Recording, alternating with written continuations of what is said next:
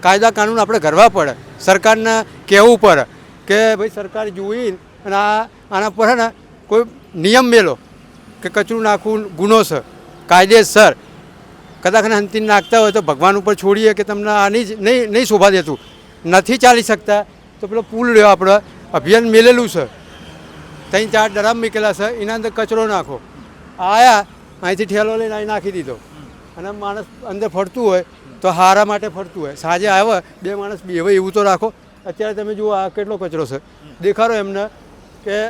અમદાવાદના અંદર બધા માણસો કેટલા ફરે, બધા સારા વસ્તુ છે, માણસો સારા નથી, આ બધા ગાંડા છે, એમને નાખવામાં તો થોડું સમજો,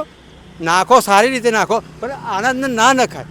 પાપ છે એક ટાઈપનો. હું તમને વિનંતી કરું કે અમદાવાદમાં આપણા કચરાપેટી કચરામાં જ નાખો, બહાર બી ના નાખશો, બહાર બી આપણું જ છે, આપણું અમદાવાદ સ્વચ્છ રાખો.